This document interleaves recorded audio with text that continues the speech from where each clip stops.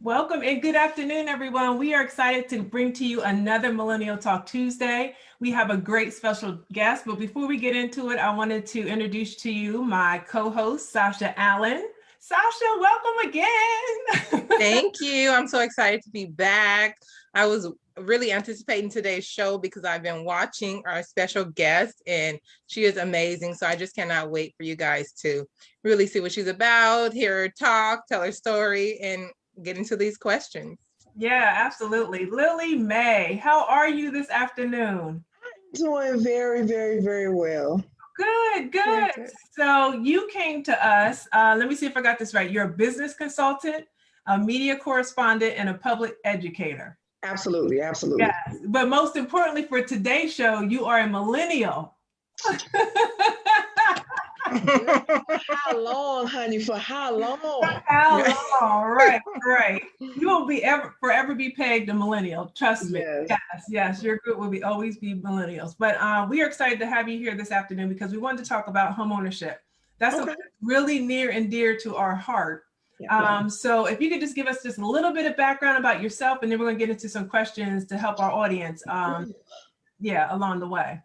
Okay, so first and foremost, you're right. I am Lilly Mae, and I definitely hail from the great city of Danville, Virginia, which I hold near and dear to my heart.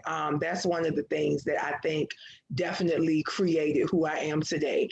I currently now live in Georgia, the metropolis. I don't live in the city, and I love that I don't live in the city.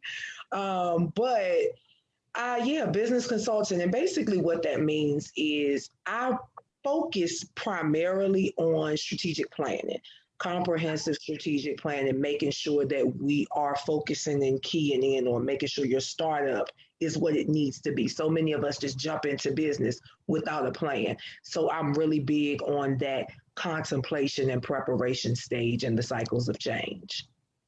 Oh, that's great. Yeah, that Mhm. might be another topic, right, Sasha? Right.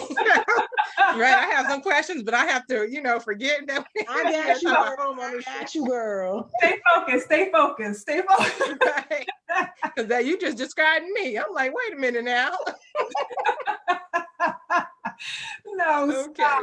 stop. But Ms. Lilly Mae, so first I want to start with so I know you say you're in Georgia. Mhm. So do you plan on buying in Georgia? You're from Virginia. Do you plan on buying a home there as well? Absolutely, Mm-hmm. absolutely, absolutely, absolutely.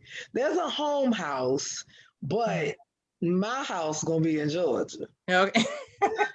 Well, it is nice to have something to go back to when you go There you home. go. There you go. Yeah, that's good. So let us know, when do you plan on buying? Do you have like a time frame? Is I there do. something that you're working towards?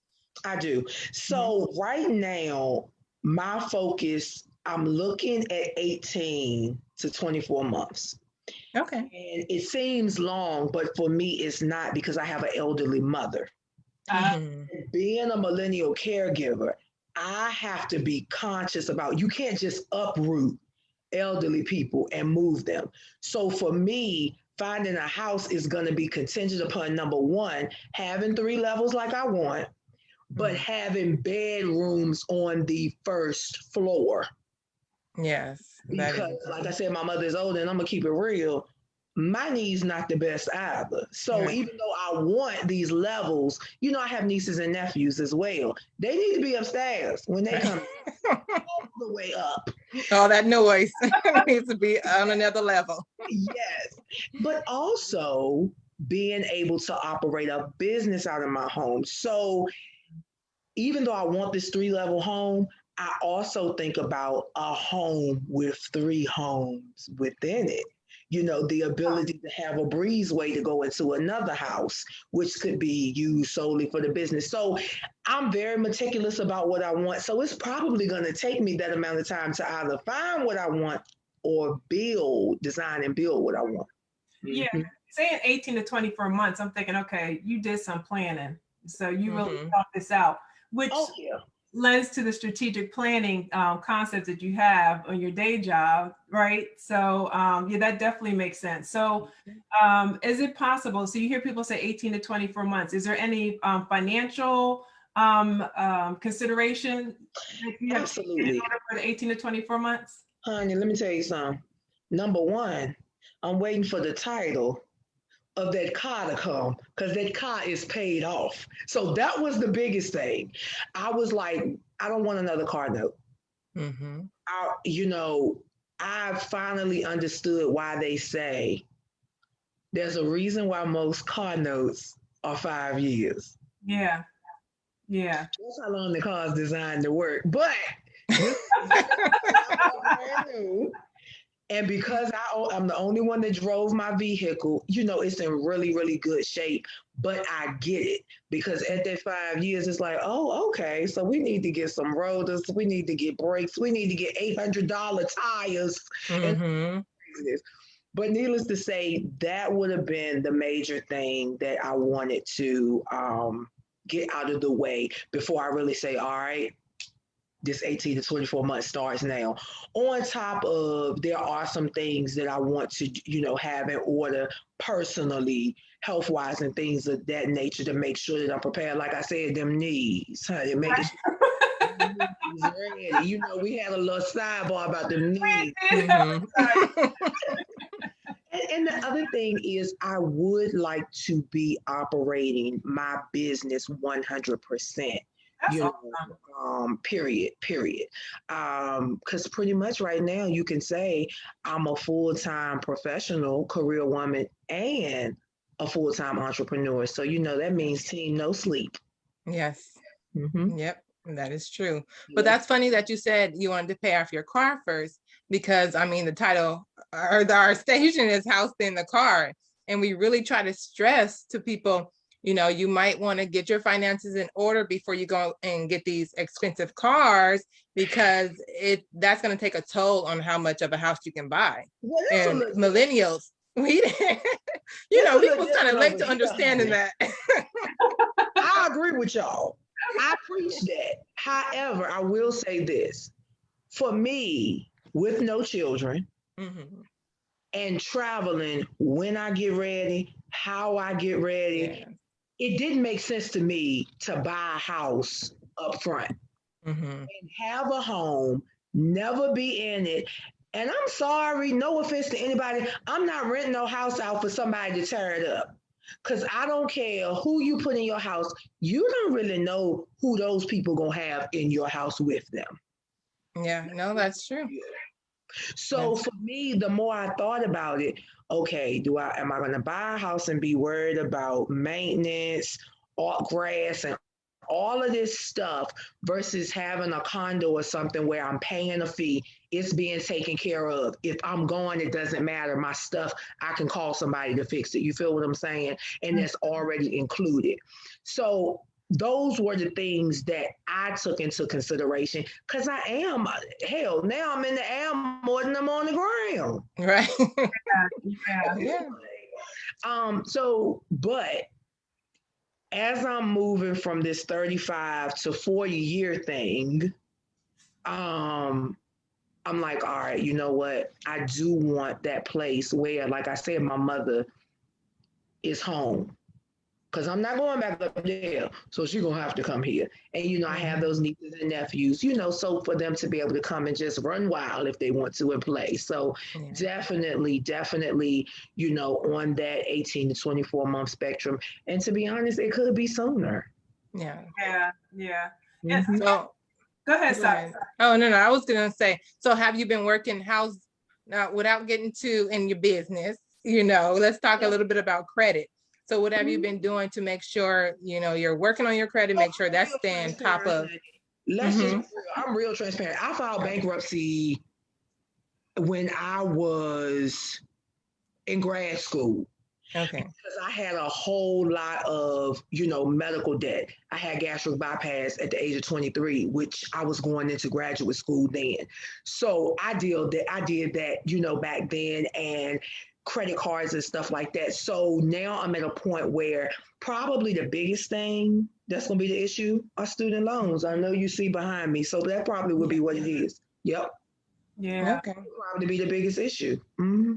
And you're not alone. So there is a big population of people that have student loans, and it causes to be a challenge for people that go into looking into home ownership, especially if you have it deferred, because until legislation changes it, you have to include 1% of your total debt into your debt to asset ratio. So that's a hurdle that everyone, I mean, the majority of people that actually have a second, went to the higher education and they graduated and now they're like, okay, we're ready to get into home ownership. So you're not alone in that.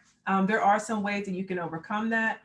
One of the things I like to stress to people is start getting to the habit of paying that student loan debt now, because most times it's going to be less than that 1% that they're going to include in your debt to asset ratio. So one thing to keep in mind.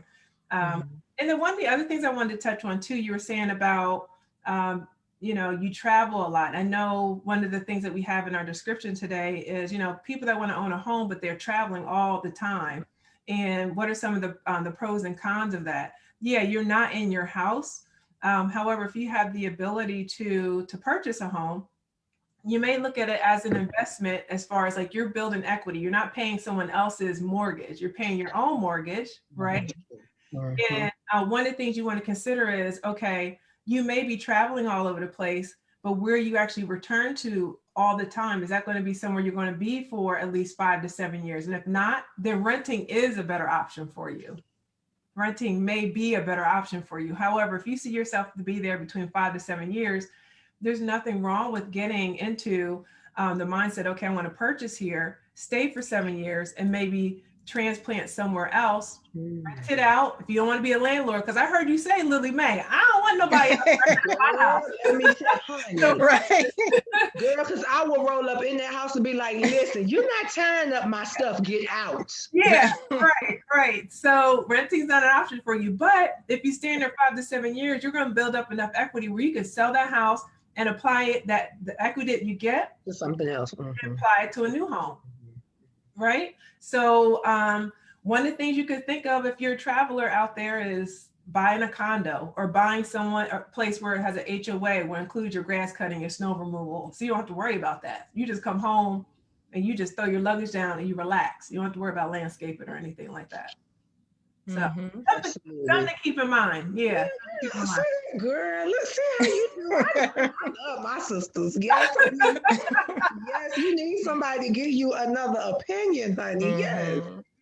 Yeah, that's for sure. That's for sure. So some of the fears, did we touch on that at all? Like, what are some of the fears that you may be having about purchasing a home? I'll be honest with you. I don't really go into anything with fear. Okay, now. What's for me is for me. And I think that's the other reason I haven't jumped yet, because nothing has said to me, that's for you. You feel what I'm saying? I think about it, but I also firmly believe that when I know, and when I do it, it's gonna be mine. Right. Yep. So the work is in process. You know what I'm saying? So I definitely, so I don't really think I have any fears per se. That's great. Coming from a strategic planner, huh, Sasha? Right. Sitting down and planning every step along the way. So you notebooks. I'm not gonna show you all these notebooks. I'm not gonna right. But I mean, you're feeding into the idea that, millennials come prepared. I have not sat down with one millennial yet that will come in either with a notebook or have it on their phone, their questions that they have, or if they haven't asked me the questions before we actually met. So you're not out of the ordinary when it comes to coming prepared, because we're different. We're different. I think, and I'm glad you spoke to that, because a lot of people don't realize now that these Gen Zers and this new generation, because Gen Zers are getting a little old now. We have a new generation. It's true. That we are more like our parents than we thought. Because, and it's just like, now I'm a generation removed, because my mother and father were traditionalists. They aren't even baby boomers. they were in the 20s and 30s being born. So having a millennial child is different. So for me, I am over prepared. Sometimes I feel like I am a generation removed from being a millennial. But at the same time, I think that's why I think the way I think relative to I don't want to waste money, but I also don't want to put myself in a situation that I can't come back out of. Right. Right. And that's smart. I mean, that's smart. We all have to be prepared. But honestly, I think that now tell us how you met your relatives, because you are here for a reason. And I know you said you're not you're not ready, but look, she's pulling you on in. She keeping a stack, girl. She was like, so you trying to buy this house and all? And I'm just like, that's what I got from her. I think it's because of my personality, and really, it was on Instagram. Shout out to the whole IG. Shout out to the people who know how to have intelligent conversations in the DM on Instagram. I'm just saying. And that's Leslie for real. She did not say nah, but that's just how I interpret it. And I love that. I love the fact that she asked about what I was doing and didn't ask if I wanted to buy a house. She asked about what I had going on. And then we got into that conversation. And to be honest, I would rather us talk about me, because once you get to know me, you might be like, oh, nah, baby, you don't need nobody's house because you all over. You feel what I'm saying? You have to get to know what a person has going on for any kind of purchase. So that's how I met Miss Leslie. That's awesome. Yeah, that is definitely Leslie. She is a force. She really is. She's real. Yeah. She's real. Yeah, that's great. So those of you that just joined us, we're talking to the Great Lily Mae. She's looking to purchase a home within 18 to 24 months. And she was introduced to us by Leslie, and we just had to have a conversation with you. Yeah, we love your energy. So thank you so much for joining. Thank you. You're welcome. You're welcome. And I don't see any other questions. And I think we had a really good time on here. One of the things that I heard you say, right, that resonated with me is, you know when the time's going to be right. You do have a plan. However, you're going to also know that the time is right just by the way things are being presented to you. So you also enjoyed the fact that, Leslie was asking you discovery questions. Wasn't it about, hey, this is what I can do for you. This is what I can do for you. But really genuinely asking, what are you looking for? How can I help you, kind of thing. You know what I mean? I appreciate that too. So to the realtors that are listening out there, take that as a seed, because she felt heard.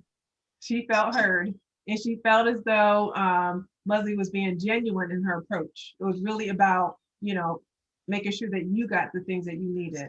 So I appreciate that. Yeah. And I really think that a lot of our ambassadors, our House in the Car ambassadors, that is what we're about. We really try to connect first and get to know the person, because personalities might not mix, but let me refer you. Go ahead and go on the website, the House in the Car website, and look for another ambassador. We got you. Yes, honey. But there's nothing wrong with that. Yes, she was dope, and I really appreciate you guys. I think it's really important, like you said, get to know a person. What you see on the outside and what you see on social media may not. Right. You're not scaring us, Lilly Mae. You're not scaring No, but I know what you're saying. I mean, you are really busy. I checked out your website. I checked out your YouTube, your Instagram. You are busy. I was like, I'm tired. I tell people all the time, that ain't even it. I can't even imagine. Yeah. So it's like, when you are just able to be, not saying you're not being yourself there, but kind of just relax, mellow, turn down. Which never happens. And you're just able to kind of connect on a different level. So Absolutely. Absolutely. Yeah. So no, we definitely appreciate you. So would you like to tell our viewers where they can find you and how you may be able to help? Guys, you can find me on Instagram at Senoj Consulting Express. That's SENOJ SULTINGXPRESS. And if you follow me there, you'll find all the other links and pages in my bio on Instagram. And ladies, thank you so much. It is definitely rewarding to be able to step outside of entertainment and media and just really have a conscious conversation, because yes, I'm a consultant, yes, I'm a media correspondent, but I'm a public educator before everything else, and so this is what I love. Yes. Oh, that is great. Yeah. And like Sasha said, thank you so much for joining us. Yeah, I don't see any questions, Sasha. So we're going to close out. And we look forward to seeing everyone next time. Oh, do me a favor if y'all could, please share this. And if you are across the United States and you would love to be a part of the House in the Car, we're doing some great things here in 2021. We would love for you to be a part of it. Okay, so how do you become a part of it? Just DM us, okay? We would love for you to be a part of this movement. All righty? All righty, y'all. Until next time. Thanks, ladies. Bye. Bye.